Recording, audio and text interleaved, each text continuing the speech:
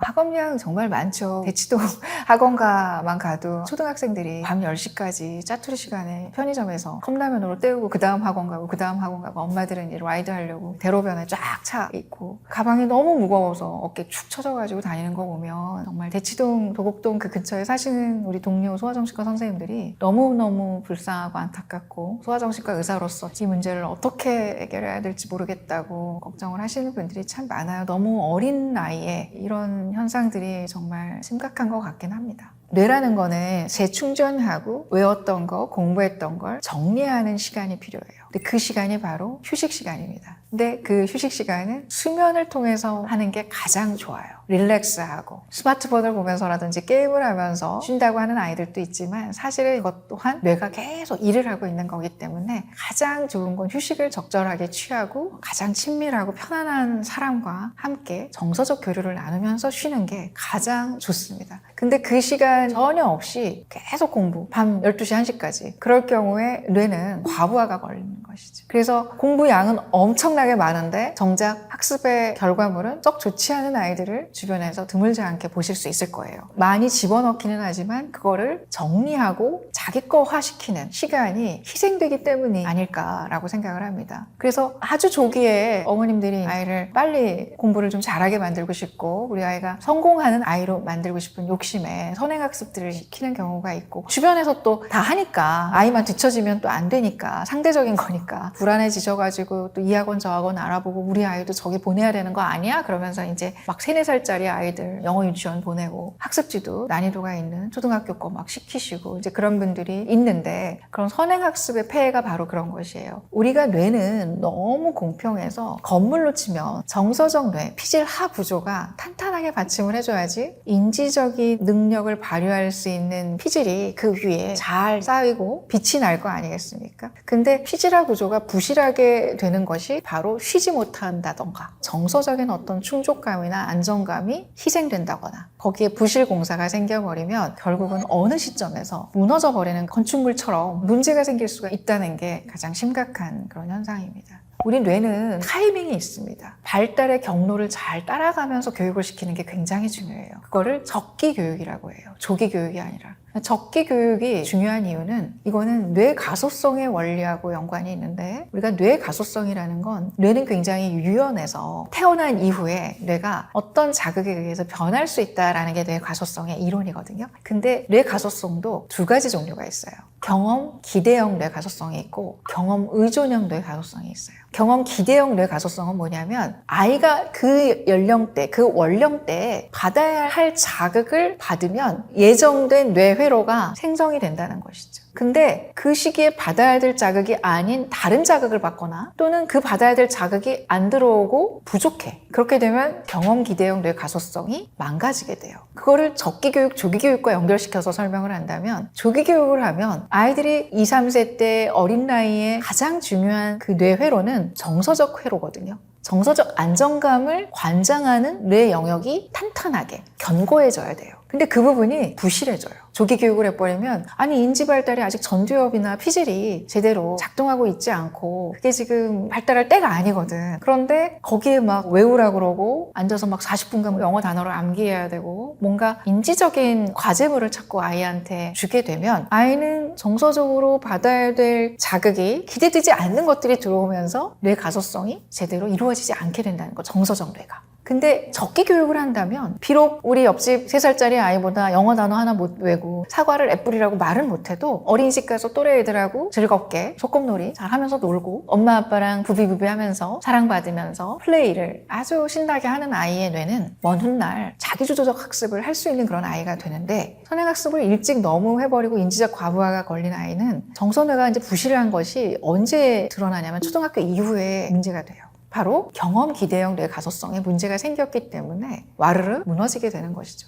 공부 하나도 안 하게 되고 우울하고 위축돼 있고 불안하고, 조금이라도 성취를 못하게 되면 두려워지고 자기 자존감이 매우 약해지고 엄마가 지시해주지 않으면 내가 뭘 어디서부터 어떻게 해야 될지를 알아서 하는 것들이 없어지게 되고 정말 알아서 이제 스스로 해야 될 나이에 엄마 나 그 다음에 뭐 해야 돼? 나 이거 다 했어. 잘했지. 자꾸 어떤 외적 보상을 요구하는 그런 아이가 되는 형국에 가게 되기 때문에 그만큼 적기 교육이라는 게 그냥 소아정신과 의사가 얘기하는 레토릭이 아니라 실제로 우리 아이가 정말 훌륭한 아이, 좋은 아이로 공부 잘하는 아이, 똑똑한 아이, 현명하고 지혜로운 아이로 만들고 싶다면 그 연령에 맞는 교육을 시켜야 된다. 그것이 가장 중요한 부모님들이 아이를 키우면서 꼭 명심해야 될 이론이 아닐까라고 생각을 합니다. 그래서 뇌 사진을 찍어보면 정상적인 양육을 받은 아이들의 뇌와 아동학대 경험이 있거나 어떤 정서 방임을 당했던 아이들의 뇌가 다르더라. 원래 선천적으로는 문제가 없었을 아이가 그런 환경적인 요인에 의해서 적정한 자극을 받지 못했거나 부적절한 자극, 병적 자극을 받았기 때문에 생기는 문제들이 있을 수 있다라는 것이 바로 경험 기대형 뇌 가소성 이론으로 설명할 수 있다라고 이해하시면 될 것 같습니다. 진료받던 환자 중에 이런 아이가 있었어요. 만으로 4살 아이인데 영어 유치원을 다니고 있었고 악기를 2개를 하고 있었어요. 아직 유치원생인데. 근데 그 아이가 소변을 잘 가리던 애가 갑자기 소변을 막 유치원에서 줄줄줄 싸고 밤에도 막 야뇨증도 있고 그렇다. 자다가 깨서 막 놀래서 울고 야경증도 있다라고 하시면서 병원에 데리고 온 사례가 있었어요. 아이의 스토리를 들어보니까 유치원에서 영어만 써야 되는 거예요. 근데 이 아이의 특성상 기질이 굉장히 예민하고 불안도가 높고 조심성이 많은 기질을 갖고 태어난 아이였어요. 근데 그 아이가 화장실 가고 싶어요 라는 소리를 I wanna go to the bathroom이 안 나와가지고 계속 말을 못하고 그냥 그 자리에다가 소변을 지려버린 거죠. 이 아이는 영어 유치원만 가면 한국말을 쓰지 못하고 영어 단어 생각해야 되고 언제 무슨 테스트 상황이 올지 모르고 생리적인 현상도 해결할 수 없는 상황이 될지도 모른다는 그런 불안감 때문에 너무 긴장도가 높은 거예요. 늘 텐션이 올라가 있는 거예요. 여기서의 텐션은 늘 불안한 텐션. 제 처방은 영어 유치원 바로 끊으시고 그냥 일반 유치원 보내셨으면 좋겠다. 그리고 악기도 현악기만 2개를 하고 있었어요. 그래서 둘 중에 하나는 끊게 했고 애가 피아노를 치고 싶다 그래서 피아노를 먼저 치는 게 좋지 않겠냐 뭐 이제 그런 이야기도 하고 환경을 바꿔줬습니다. 그런 아이 같은 경우에는 영어 유치원이 그렇게 도움은 되지 않는 것이죠. 하지만 일반적인 기질의 아이, 순한 기질, 편안한 기질, 보편적인 그런 아이라면 영어 교육을 영유아기 때 하면 원어민처럼 발음도 좋고 또 아이가 문제 해결 능력도 좋아지고 영어 능력이 영어 유치원을 다니지 않은 아이보다 좋을 확률은 훨씬 높은 건 사실이에요. 그건 영어 교육학자들도 말씀들을 많이 하시기 때문에 그걸 부인하고 싶지는 않지만 저희한테 찾아오는 아이들은 도움이 필요한 아이들이다 보니까 그런 아이들한테는 영어 유치원을 선뜻 권하지 않게 되는 게 사실이에요. 영어 교육을 일찍 시키는 것보다는 모국어를 통해서 부모하고 정서적인 교류를 안정적으로 만드는 게 중요하고 그리고 사회성이 질적으로 약간 떨어져 있는 아이들은 알파벳 그런 데에 꽂혀 있는 아이들이 있거든요. 그런 경우에 영어 유치원을 일부러 보내시는 경우가 있어요. 우리 아이가 영어를 너무 좋아해요. 그래서 영어 유치원을 갔는데 맨날 영어만 하고 집에 와서도 엄마한테 계속 엄마 이게 뭔 줄 알아? 그러면서 계속 퀴즈만 내. 그리고 일반적인 어떤 대화가 자꾸 문제가 생긴다고 한다면 그런 경우에는 영어적인 교육을 오히려 축소시킬 필요가 있다. 그거를 물론 영어도 잘하고 모국어도 잘하는 애가 된다면 왜 안 시키겠습니까? 근데 사회성의 영역이 조금 더 손해를 볼 가능성이 높거든요. 그런 아이들은 한국어로 얘기하보다는 모든 거를 영어로만 대화를 하려고 하는 아이들은 밸런스를 맞춰주기 위해서 오히려 국공립 그냥 일반 유치원을 보내시고 영어는 따로 그냥 엄마하고 시간을 정해서 함께 상호작용 속에서 하시면 더 좋다라는 말씀을 드리고 싶습니다. 정서적인 거죠. 아이가 언젠가는 스스로 내가 뭔가 하고자 하는 목표가 막 생기는 거예요. 그 이뤘을 때 성취감을 스스로가 느끼고 뿌듯하고 누구한테 인정받아서 누가 상을 주니까 누가 칭찬을 하니까 누가 돈을 주니까 하는 게 아니라 내가 이걸 해냈다. 그런 아이들은 또 실패를 했을 때도 뭐 실패할 수 있지. 그래서 부모님들이 이제 이런 아이들 키울 때 정말 중요하게 생각하는 건 아이들이 스스로 결정하고 스스로 책임지게 하고 또 인간이 커나가면서 실수나 좌절은 있을 수 있잖아요. 그런 부분에 대해서 이거는 너에게 오히려 기회야. 그게 얼마나 성공의 과정 속에서 중요한 것인지 네 머릿속 뇌회로에 실패를 함으로써 새로운 회로가 생겼어. 다른 아이들은 성공만 해서 얻을 수 없었던 뇌의 기능이 하나 생기는 거야 라고 저는 아이들에게 얘기를 하거든요. 아이가 궁극에는 창의적인 학습을 하고 문제를 해결할 수 있게 되고 작은 실패 상황에서 좌절하지 않고 오뚜기처럼 일어나서 그동안 노력한 과정들을 부모한테 인정을 받는 그런 격려의 말들을 들었다면 아이들은 100점을 못 맞아도 그 부분에 대해서 그렇게 크게 좌절하지 않는데 성취 위주, 성적 위주 그런 식의 부모님의 어떤 태도 막 대놓고는 안 그래도 표정이 싹 달라지는 분들이 있거든요. 98점을 맞았어. 98점 너무 잘 맞았잖아요. 근데 너무 엄마 마음에는 이 세 자릿수가 아닌 게 너무 아쉬운 거야. 도대체 어디서 감점 냈는지 갖고 와봐. 98점 맞은 거 칭찬은 전혀 안 해주고 아이 입장에서는 내가 95점대보다는 올랐는데 엄마는 아직도 100점을 원하는구나. 내가 완벽해지길 원하는구나. 그러면 나는 어디까지 해야 엄마의 마음을 만족시키지? 그런 생각으로 아이가 스스로를 계속 비하하게 되고 지치게 돼요. 그리고 엄마의 원하는 바를 달성하기 위해서 내가 진짜 원하는 게 뭔지는 모르는 아이가 됩니다. 그러다 보면 외부적 보상에 의해서만 움직이는 사람이 되는 거거든요. 근데 그렇게 해가지고는 고등학교 3학년 때까지는 그럴 수 있을지 몰라도 대학교 이후에는 여지없이 거기서부터 차이가 나기 시작해요. 저희 의대생 중에도 정말 다 공부 잘해서 들어온 연세대 의대생인데도 대학생활 하면서 수재들이 들어왔기 때문에 실패하는 경험도 얼마나 많이 했겠습니까? 맨날 1등만 하던 애가 갑자기 세 자릿수의 등수를 받게 되고 거기서부터가 시작인데 그걸 못 견디고 포기한다거나 우울해지거나 자기를 자꾸 자책하거나 그런 아이들이 드물지 않게 있거든요. 인생은 결국은 좌절의 연속일 수밖에 없는 건데 그런 것들을 어떻게 돌파해 나가면서 실패에 대해서 두려움을 갖지 않고 자기가 스스로 인생을 개척해 나가느냐 의 지표는 결국은 부모가 아이를 어떤 방식으로 양육을 하고 성취 중심이 아니라 동기 중심, 과정 중심으로 인정해주고 그런 말을 해줬느냐에 달려있다라고 말씀드릴 수 있을 것 같아요.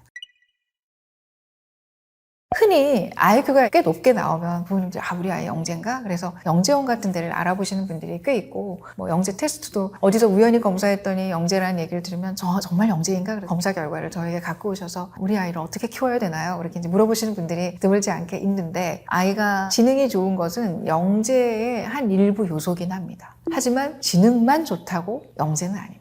지능이 좋아도 사회성이 떨어지거나 정서 조절 능력이 떨어지거나 또는 어떻게 부모님이 키우느냐에 따라서 지능 지수가 점점 발휘가 안 될 수도 있습니다. 그래서 영재는 어떤 게 영재냐면 지능이 높은 아이도 있을 수 있고요. 그리고 지능이 그냥 평균 정도의 지능이어도 특정 영역, 예를 들어서 미술 영재, 음악 영재, 피아노 영재 그런 어떤 특정 분야에서 특출난 재능을 보이는 애들을 다 영재라고 부르기는 해요. 그리고 거기에서 가장 중요한 거는 정서 조절 능력, 정서적 안정감이에요. 그래서 정서적 안정감이 뒷받침돼주는 아이들은 향후에 되게 지구력하고도 연관성이 있고 한 가지의 관심사에 대해서 호기심을 갖고 끈기 있게 파고 들어가는 그런 능력들이 있습니다. 그리고 조금 실패를 했어도 계속 반복해서 그거를 트라이 하려고 하는 능력이라든지 그런 것들이 다 뒷받침이 되었을 때 보통 이제 영재라고 표현을 하는 것이거든요.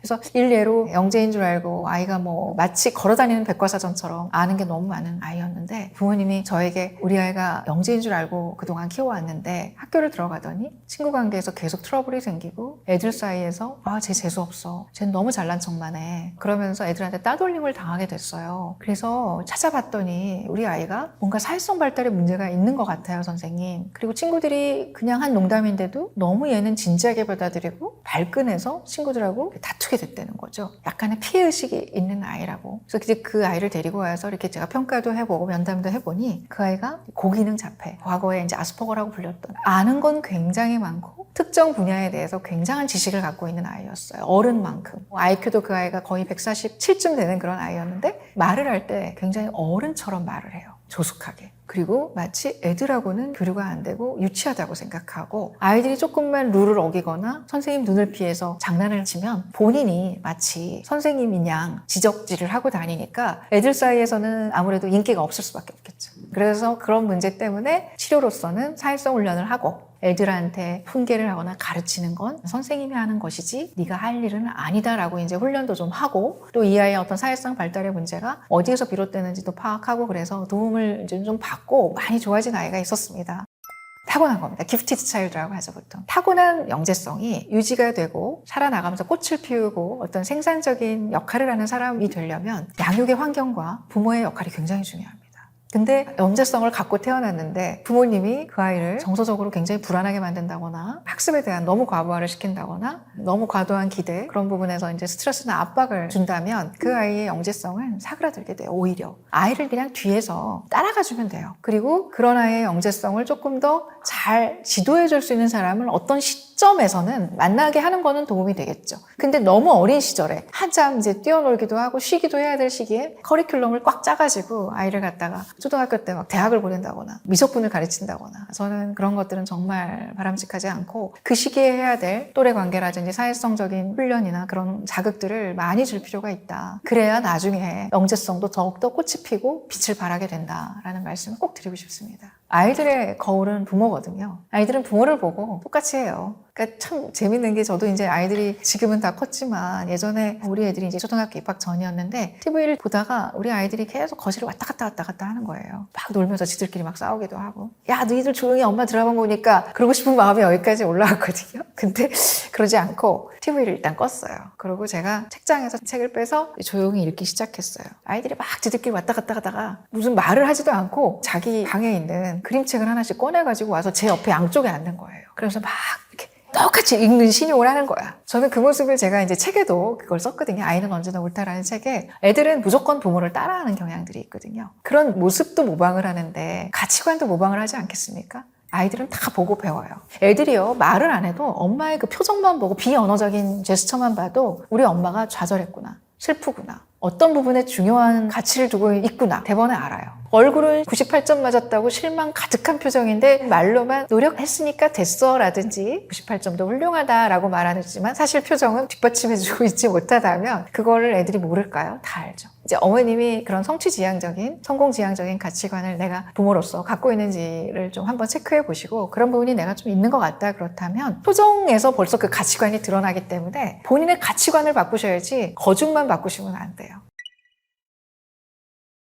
권위주의적인 부모라고 그래요. 부모의 유형 중에서. 약간 독재주의적인 것과 가깝습니다. 아이들 입장에서는 내가 스스로 할 수 있는데 왜 자꾸 엄마 아빠가 간섭이지? 이건 좀 내가 좀 알아서 하게 놔뒀으면 좋겠는데. 그런 마음이 들어서 화가 좀 날 건데 부모가 또 무서우니까 화를 통제하겠죠. 자기도 억제하겠죠. 그러면 어떻게 돼요? 화가 억눌려지면 우울해지죠. 반항심이 생기고 언젠가는 그게 터집니다. 그리고 조금 소심한 기질을 갖고 태어난 아이들은 언제 혼날까? 언제 통제당할까? 내가 이걸 이렇게 한 거에 대해서 항상 벼락 같은 질책이 올까봐 늘 두려워서 굉장히 불안한 아이가 되고 위축된 아이가 돼요. 눈치를 많이 보는 아이가 되죠. 반항적인 아이들은 그래도 소심하게 표현하기도 하지만 표현한 것의 결과가 오히려 통제당하는 결과가 됐을 때는 더 이상 말을 안 하겠죠. 소통이 어느 순간 단절되게 돼요. 그리고 아이들은 부모 몰래 눈을 피해서 엉뚱한 행동을 합니다. 그리고 거짓말도 하고요. 왜냐하면 통제당하지 않기 위해서. 그러면 나중에 알려줬을 때 더 혼나게 되죠. 그래서 맨날 하는 레파토리. 내가 얘기했으면 엄마가 들어줄 거였어? 그래서 얘기 안 한 거야. 그거 봐, 지금 화내잖아. 뭐 그런 대화를 많이 보시잖아요. 부모는 규칙을 정해놓는 건 매우 중요하지만 자잘자잘한 것들, 뭐 필통 색깔, 옷 색깔, 머리 헤어스타일, 어떤 친구를 만나는지 뭐 그런 것까지 자잘자잘하게 다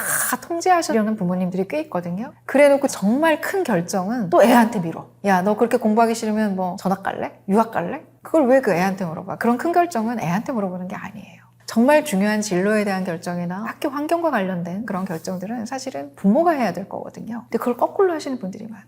아이들의 정신건강은 결국은 사회의 하수구다. 그런 표현들을 씁니다. 사회가 어떤 사회냐에 따라서 결국은 가장 정확하게 그 사회의 병폐를 제일 먼저 맞닥뜨리게 되고 영향을 받는 존재들은 어린아이들이다. 우리가 코로나 때도 사회가 셧다운이 되고 모든 아이들이 어린이집을 못 가고 또 엄마 아빠가 마스크 쓰고 다니고 아이들의 발달에 문제가 생기고 가정 전체가 우울해지고 우울해지다 보니까 부모가 아이하고 제대로 놀아주지도 못하고 애들하고 계속 또 집에 있다 보면 계속 다투게 되거든요. 그런 식으로 사회의 문제가 결국은 아이들이 가장 영향을 많이 받는 존재라는 걸 사회가 좀 알았으면 좋겠다. 어떻게 보면 힘없는 아이들은 사회에 의존적일 수밖에 없기 때문에 가정이 변하고 사회가 변해야 아이들이 변할 수 있다는 그런 견지를 항상 유지했으면 좋겠다는 것이고 그런 의미에서 부모님들께서 우리나라가 과도한 사교육과 교육열이 많기로 굉장히 유명하잖아요. 이것이 우리 아이들의 정서나 사회성 부분에 있어서 얼마나 그 부분이 희생되고 있는지를 부모님들이 인식하고 부모 교육도 좀 받고 어떻게 우리 아이를 양육해야 하는지를 공부하고 깨닫고 하신다면 우리 아이들이 조금 더 정신적으로 안정적이고 건강한 그런 삶을 살 수 있지 않을까 그런 생각을 하면서 마치도록 하겠습니다. 글을 되게 좋아하는 아이들 중에 보면은 표지판이라든지 경고 문구, 엘리베이터 같은 거 타면 기대지 마시오. 그리고 거기에 뭐 자세히 써져 있는 그런 경고 문구들, 또 아파트에서 붙여놓은 벽보문이라든지 그런 걸 다 이렇게 읽는 애들이 있어요. 근데 그것의 속뜻이라든지 이게 무슨 뜻인지를 이제 엄마가 물어본다거나 그러면 그거에 대해서는 전혀 대답을 하지 않고 계속 주구장창 읽고만 있는 거죠. 이제 그런 아이들도 있습니다. 이제 그런 경우에는 언뜻 보면 아, 애가 글자 천재인가 봐. 글을 벌써부터 읽네. 이제 그럴지 모르겠지만 조금 그것이 그 내용이 무슨 뜻이야? 지금 이건 뭐 한다는 이야기야, 엄마? 라고 물어봐야 되는데 전혀 그런 것과 상관없이 그냥 글을 계속 이렇게 읽거나 또는 지나치게 집착을 한다면 조금 자폐 스펙트럼 장애를 의심해 볼 필요는 있다고 생각합니다. 그리고 자폐 스펙트럼 장애 환자들이 책을 좋아한다고 해서 가만히 이렇게 들여다보면 책을 이렇게 넘기는 움직임이나 넘겼을 때 종이의 촉감, 팔랑팔랑 계속 그렇게 하는 감각을 즐기는 그런 아이들도 있고요. 그리고 그 모서리의 느낌, 그래서 책 모서리를 입에다 자꾸 넣는 그런 친구들도 있고, 그리고 책을 이제 보기는 보는데 특정 그림에 좀 꽂혀서 그 그림을 계속 반복적으로 보고 싶어 해서 그 페이지만 계속 열어달라고 한다거나 또는 본인이 그 페이지가 닳도록 본다거나 이제 그런 경우, 그리고 내용을 이해하는 친구들이라고 하더라도 어떤 특정 내용이 조금 더 많이 좋아서 계속 그 특정 내용만 반복적으로, 그래서 좋아하는 어떤 특정 책이 있으면 그 책이 너덜너덜해질 때까지 그 책만 읽고 다른 걸로 이렇게 변주가 안 되는 그런 경우가 종종 있습니다. 그래서 책을 좋아한다고 해서 책을 그냥 계속 사다 줄 게 아니라 책을 어떤 방식으로 보고 있는지, 책 내용은 제대로 이해했는지, 촉감을 즐기도록 이렇게 볼록하게 올라와 있거나 만질 수 있게 돼 있는 책들도 있잖아요. 그거 만지고 싶어서 혹시 이 책을 보는 건 아닌지, 또는 이렇게 누르면 무슨 사운드가 나오는 그런 책들도 있잖아요. 누르는 것만 반복해서 하고 싶어서 그 책을 유난히 좋아하는 건 아닌지, 그리고 다른 책으로 좀 전환을 시키려고 노력을 부모가 했을 때 굉장히 저항이 심해서 화를 많이 낸다거나 운다거나 그런 식의 모습을 보인다면 그것 또한 자기가 좋아하는 그것에서 너무 과도하게 픽스돼 있어서 다른 걸로 전환이 좀 되기가 어렵다라는 측면에서 봤을 때는 자폐 스펙트럼 장애의 증상이라고 할 수 있겠습니다. 초등학생인데 우주 관련된 책을, 물리학과 대학생이나 읽는 원서를 읽는 애가 있는데 거기에 나오는 그림과 사진과 우주와 관련된 특정 내용들을 계속 반복적으로 읽는 거예요. 그리고 어떤 친구는 지리에 꽂혀 있는 그런 아이가 있었는데 평가 때문에 입원을 시킨 적이 있었거든요. 근데 이제 회진 돌 때 딱 들어가니까 geography라고 써져 있는 원서, 그걸 거꾸로 읽고 있어요. 근데 지도나 지리 쪽에 관심이 굉장히 많지만 정말 그것이 어떤 지식적 호기심이라기보다는 어떤 지도의 어떤 그 모양, 그래서 요새는 구글어스라 그래서 그런 것들이 이렇게 나와 있는데 하루 종일 3D 그걸 보면서 이렇게 즐기는 그런 아이들도 있고, 자폐 스펙트럼 장애를 언제 가장 빨리 눈치챌 수 있느냐가 세계적으로 화두입니다. 100일 무렵에 사회적 미소라는 걸 정상 발달 아이들은 보이거든요. 그 사회적 미소라는 건 뭐냐면 늘 자기 앞에서 웃어주고 까꿍까꿍 해주고 자주 보는 친밀한 사람한테는 그걸 알아보고 웃습니다. 근데 그 사회적 미소가 우리 자폐 스펙트럼 장애 아이들은 좀 둔감하다, 사라져 있다. 그래서 옹알이 하고 싶어서 아빠가 마주보고 이렇게 그랬어 하면 아이는 귀쯤을 본다 거나 아빠의 손을 본다거나 어깨쯤을 본다거나 눈을 딱 맞추지 않는 그런 경우가 있어요. 물론 자폐 진단으로 확정적인 건 전혀 아닙니다. 하지만 자폐 스펙트럼 장애 아이들의 가장 일찍 신호를 보냈던 때가 언제냐로 거슬러 내려가 봤더니 100일 무렵에 제일 빨리 알아챌 수 있더라라고 10년 전에 나왔던 네이처에 실렸던 논문인데, 그런 차원에서 볼 때 100일 무렵의 눈맞춤도 굉장히 중요한 어떤 초기 신호 중에 하나다. 그 다음 이제 사회적인 발달 중에서 또 중요한 게 뭐냐면 낯가리예요. 6개월에서 7개월 무렵에 생기거든요. 낯선 사람 보면 얼굴이 막 긴장을 하면서 울그락불그락 하잖아요. 근데 이제 그때 긴장을 하지 않고 그러거나 말거나, 그래서 이제 부모님들은 얘가 낯가리가 없네, 너무 순하네, 그런데 오히려 그 부분이 아주 좋아할 일만은 아니라는 거죠. 낯선 사람을 보면 긴장하고 얼굴이 좀 찡그러지고 울그락불그락하고 저 사람한테 안 간다고 밀치고, 그런 것들이 자연스럽게 있어야 되는 사회적 발달 지표 중에 하나인데 그런 부분들이 조금 잘 안 나타나더라. 물론 빵긋빵긋 웃으면서 잘 가는 건 순한 아이예요. 근데 무심한 느낌, 엄마한테 안겨도 시크하고 무심하고, 낯선 사람이 안아도 긴장하는 반응도 없고 무심하고, 이제 그런 느낌이 있었다는 것도 조금 걱정을 해야 될 지표고, 그 다음에 9개월에서 10개월 무렵에는 아이를 두고 직장을 나가려고 한다거나 다른 사람 손에 맡기려고 했을 때 정상 발달 아이들은 분리불안이 굉장히 심하거든요. 그래서 그 무렵에 아이를 두고 복직하려는 엄마들이 애를 떼놓고 나오기가 가장 힘든 시기가 그 시기예요. 10개월, 12개월 그 사이. 이제 그때도 아이가 너무 잘 떨어졌다, 우리 아이는. 이제 그런 히스토리를 갖고 있는 분들도 있는 거죠. 이건 어디까지나 사인입니다. 이게 진단 기준은 절대 아니라는 거를 꼭 다시 한번 말씀을 드리고 싶고요.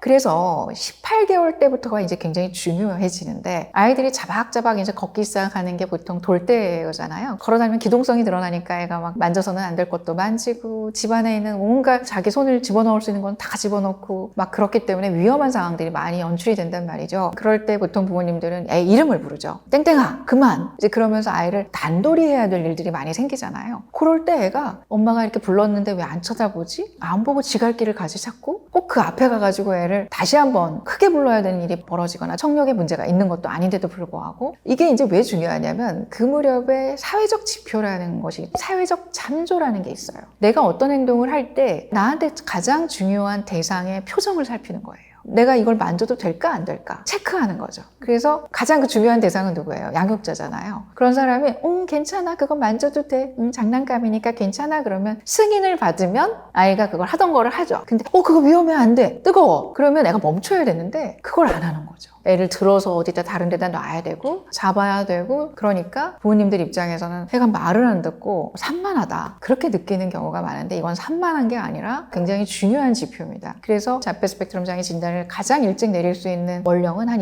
24개월이지만 그때 그런 사회적 참조가 너무 안 돼서 호명 반응도 안 되지 쳐다도 안 보지 말 안 듣고 왔다 갔다 하지 그리고 너무 반복적인 행동 특정 자동차에 바퀴만 돌리거나 이 장난감은 그렇게 노르라고 있는 장난감이 아닌데 얘 손에만 가면은 한 줄로 쭉 이렇게 일렬로 늘어세우더라. 그런 모습과 더불어 뭔가 언어는 느리더라도 비언어적인 상호작용 눈빛 교환이라든지 얘가 내 말을 지금 알아듣고 내 눈치를 보고 있구나. 그거는 부모님들이 금방 아실 수 있거든요. 그런 부분이 안 될 때 이제 그런 게 함께 더불어 같이 있을 때 자폐 스펙트럼 장애를 의심할 수가 있습니다. 그때는 18개월에서 36개월 사이에는 진단을 내릴 수가 있어요. 언어 지연으로 제일 많이들 오시거든요. 부모님들이 우리 아이 자폐 아닌가요? 언어가 늦게 튀었는데 소통이 잘 안 돼요. 말은 안 튀었지만 엄마하고 몸짓 언어, 눈빛 교환. 엄마가 예를 들어서 저기 봐봐. 저기 꽃 너무 예쁘지. 그러면 아이가 조리 있게 말은 못하는 원령이어도 그쪽을 딱 쳐다보면서 걸어가는 거죠. 언어 지연만 있는 아이들은 그런 부분이 다 살아있어요.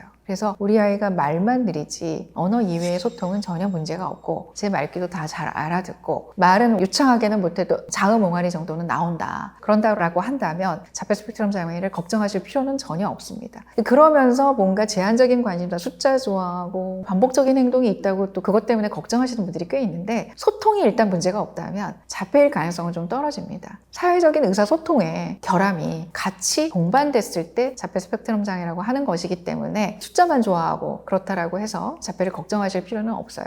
근데 말을 지금 이 아이보다 훨씬 잘해. 안녕하세요 선생님 그러면서 들어왔는데 정작 자기 하고 싶은 얘기만 해. 선생님 여기는 이게 뭔가요? 장난감 정리하지 말라고 써있는데 여기에 왜 이게 있지? 피카츄다 그러면서 정작 자기소개 먼저 하고 그 다음에 노를까? 라고 했을 때 전혀 그거에 반응하지 않고 자기가 하고 싶은 이야기만 한다거나 아랑곳하지 않고 공기청정기다 그러면서 이제 버튼 같은 거 좋아하는 그런 행동만 한다면 벌써 이제 그 모습만 봐도 스펙트럼을 이제 강력하게 의심이 좀 되네. 그래서 언어 지연만 가지고 자폐 스펙트럼 장애를 판단하시면 안 된다. 그동안은 숨겨져 있었던 거죠. 주변 사람들도 뭔가 저 친구가 대인관계가 썩 좋지는 않는데 중고등학교도 다 졸업하고 대학도 웬만큼 들어가고 그러니까 큰 무슨 문제인 줄 몰랐으나 본인이 너무 일상생활하면서 불편한 거죠. 왜냐하면 사회적인 상황들은 계속 어려워져 가잖아요. 그리고 복잡해져 가잖아요. 그냥 단순한 유치원 때의 관계랑 초등학교 때의 관계랑 중고등학교 때 친구들 관계가 점점 고난이도의 어떤 사회적 기술을 요하는데 이제 대학생이나 성인이 되면 더 누가 가르쳐주지 않거든요. 지금 내가 농담한 거야. 지금 내가 너한테 이렇게 하라고 말한 거야 라고 의도까지 설명해주는 사람은 없는 거거든요. 이제 그럴 때 사회적 센스가 떨어지다 보면 본인이 너무 힘든 일들이 자꾸 생겨요. 사실은 일반적인 보편적인 사람들의 언어와 대화에 끼지 못하고 재미가 없고 나는 이 얘기를 하고 싶은데 저 친구는 왜 저 얘기만 할까? 내 하는 이야기는 왜 친구들이 별로 관심 없어 할까? 왜냐하면 독특하니까. 이 친구들은 갑자기 갑자기 뭐 지도 얘기를 한다거나 자기가 좋아하는 역사, 그것도 역사 얘기도 무슨 저기 어디 섬의 역사라든지 몽고의 역사라든지 뭐 이제 그런 얘기를 얘는 하고 싶은 거거든요. 그러니까 이 친구들은 초반에는 신기하니까 들어주는 듯 하다가 계속 대화가 이어지질 않는 거죠. 그래서 항상 외톨이고 친구 관계에 물과 기름처럼 어울리지 못하게 지내면서 항상 어떻게 돼요? 우울해지고. 그래서 나는 중고등학교 때부터 사실 힘들긴 했는데 대학교 들어와서 우연한 기회에 고기능 자폐 스펙트럼 장애, 또 아스퍼거 증후군 뭐 그런 칼럼을 보고 진료실을 찾는 경우가 드물지 않게 있습니다. 근데 그런 경우는 대부분 기능이 좀 좋았던 자폐 스펙트럼 장애인 경우가 많은데 어느 시점에서 한계에 부딪힌 거죠.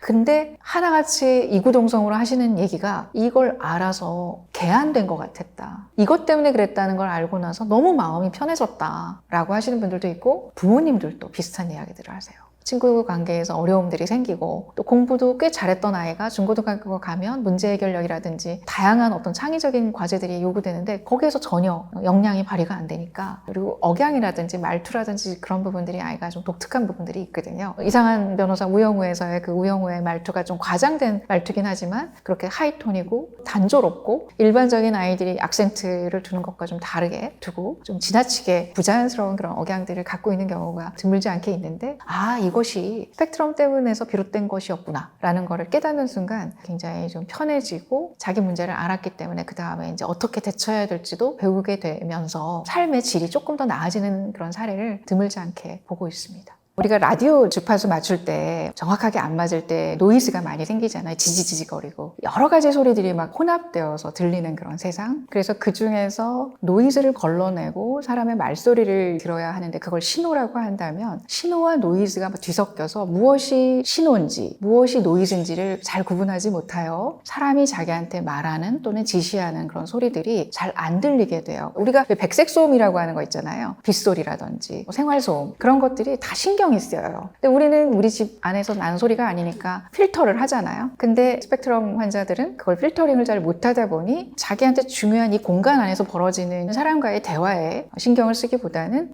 옆에서 전화 왔다. 밖에서 풍소리 들렸다. 이제 그런 식으로 신경이 쓰이다 보니 아무래도 대인관계에 조금 더 문제가 되고 그리고 시각적으로도 컴퓨터를 치면 막 여러 가지 화면이 동시에 떠서 도대체 내가 무엇을 봐야 할지 모르는 그래서 여기 봤다 저기 봤다 하게 되는 그런 어떤 상황을 생각하시면 될 것 같고 언어적인 측면에 있어서도 농담이라든지 스몰톡이라든지 이제 그런 것들이 잘 이해가 안 가서 마치 외국어를 듣고 있는 것 같은 그런 느낌 이제 그런 세상이 자폐 스펙트럼 장애 환자들이 겪는 그런 세상이다.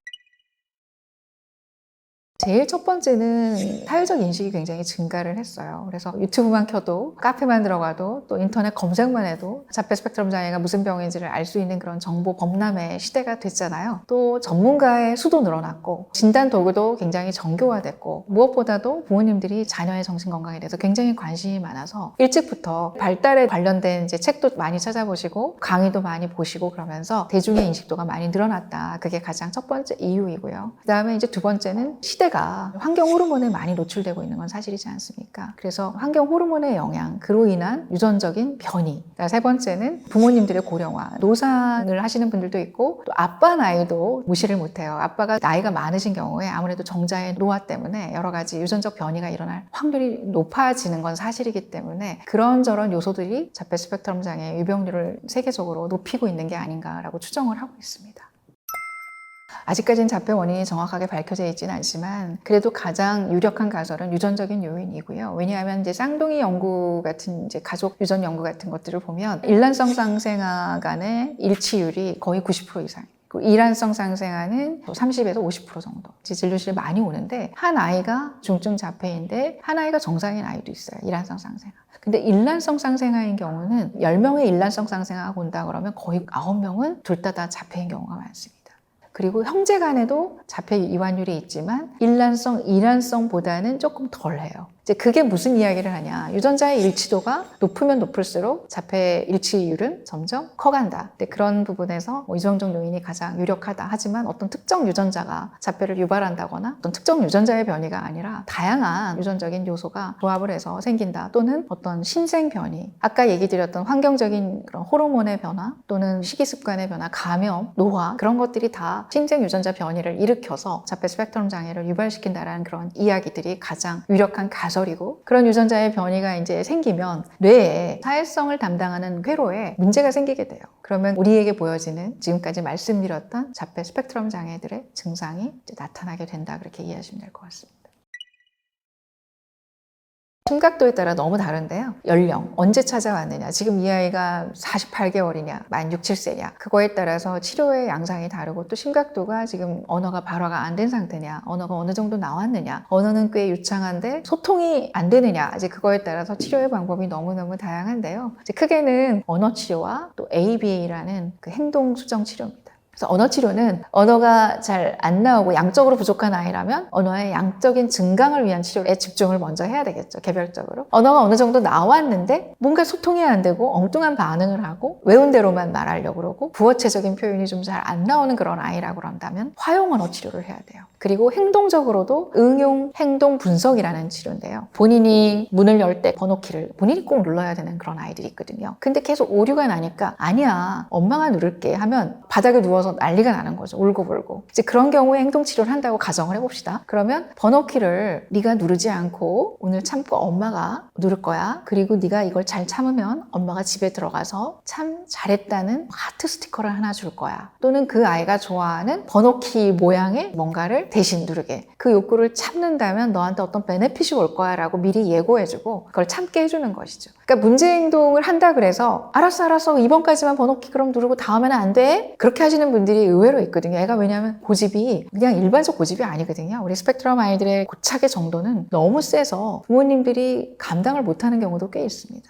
그런데 ABA라는 걸 먼저 이제 시도를 한다고 했을 때 참는다면 너한테 좋은 일이 있을 거야 라는 걸 학습시키는 거죠. 반복적으로. 이제 그거를 다양하게 적용할 수가 있어요. 자기가 좋아하는 그 자동차 바퀴만 계속 돌리고 있는 아이를 그 바퀴를 돌리지 않고 네가 화장실 가서 손 씻고 간식 먹고 해야 할 일을 한 다음에 그 다음에 바퀴를 돌리게 해줄게 라고 하는 것도 ABA 일종입니다. 바퀴를 무조건 뺏는 게 능사가 아니라 바퀴와 집에 들어오자마자 그 사이에 해야 할 일을 집어넣는 것이죠. 그거를 이제 리스판스 트레이닝이라고 하는데요. 반응 훈련 치료라고 하는데 그것도 ABA 일종이거든요. 안 배웠는데도 그렇게 하시는 분들이 있거든요. 꽤. 그러면 아이가 바퀴를 아예 뺏는 게 아니니까 할 수 있다는 그 기대 때문에 하기 싫은 걸 좀 해요. 이제 그런 어떤 ABA 방식도 있다. 그래서 자폐 스펙트럼 장애 아이들마다 너무 다 다르기 때문에 각자가 유연하게 적용하실 필요가 있다. 마지막으로 약물 치료는 어떨 때 하냐면 아이의 제한적인 관심사의 정도가 너무 세서 조금만 루틴이 깨져. 뭐 예를 들어서 책이 1번부터 10번까지 번호대로 쫙 이렇게 순서대로 꽂혀 있어야 되는데 갑자기 3번이 빠졌어. 그러면 막 난리가 나는 거죠. 뭐 아빠 방에 있거나 뭐 오빠가 읽고 있거나 그러는데 갖다 놓으라고 막 떠내려고 하게 막 울면 아까처럼 RT를 적용해서 했는데도 타협 자체가 안 돼. 그래서 그것 때문에 모든 이 아이의 데일리 루틴이 몰스탑이 돼요. 그럴 때는 약물 치료를 소량 시작을 해서 아이의 그런 자기만의 루틴을 변화시키지 않고자 하는 그 저항을 조금은 줄여주는 겁니다. 그래서 그것 때문에 막 힘들어서 자기 머리도 때리고 엄마도 막 때리고 집어 던지고 울음이 몇 시간이고 계속 그치질 않고 이제 그런 경우에는 승인된 약들이 있거든요. 아직까지 자폐 스펙트럼 장애를 핵심적인 증상을 치료하는 약물은 개발되어 있지 않습니다만 근거 중심 언어 치료와 ABA가 조금 더 흡수가 잘 되게 치료적 효과가 더욱더 극대화되게끔 만들어주는 것이 바로 약물 치료의 역할이다.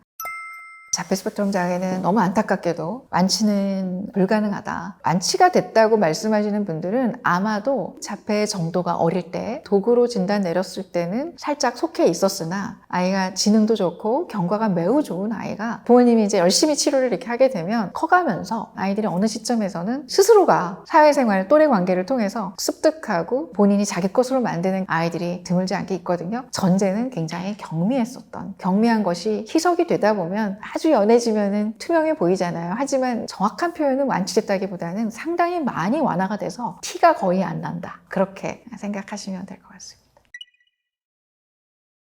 아동 정신건강에 대한 관심도가 굉장히 늘었지 않습니까? 또 육아와 관련된 프로그램도 굉장히 많이 나오고 정보를 다양하게 얻게 되면서 그냥 일반 아이라고 생각하고 병원에도 오지 않을 아이들이 우리 아이가 조금 무슨 문제 행동을 보이면 혹시 이게 소아정신질환, ADHD, 자폐 아닐까라고 걱정을 하시는 분들이 꽤 있는 것 같아요. 굉장히 소아정신과 의사로서 조기에 그런 문제점들을 캐치해서 병원을 찾는 거는 바람직한 일이라고 생각은 하나 한편으로는 정상 발달의 과정 중에서 나타날 수 있는 문제 문제조차도 걱정을 해서 소아정신과를 찾는 경우도 드물지 않게 있다. 그리고 두 번째는 이제 최근에 코로나 팬데믹 현상이 있으면서 애들이 자연스럽게 친구를 통해서 배우고 사회적인 경험을 통해서 발달이 이루어지는 부분들이 꽤 있거든요. 어린이집 가서 교우관계를 통해서 사회성 발달도 이루어지고 자존감도 형성되고 학습의 효과도 생기고 그러는 것들이 3년, 4년 가까이를 차단이 되고 그런 자극이 부족해지면서 소아정신과적인 문제들을 후천적으로 갖게 된 경우가 있습니다. 이제 그런 경우에는 조금만 환경이 변화되고 자극이 다시 주어지면 정상 발달 궤도로 진입하는 경우가 많기 때문에 크게 걱정하실 필요는 없다. 그리고 세 번째가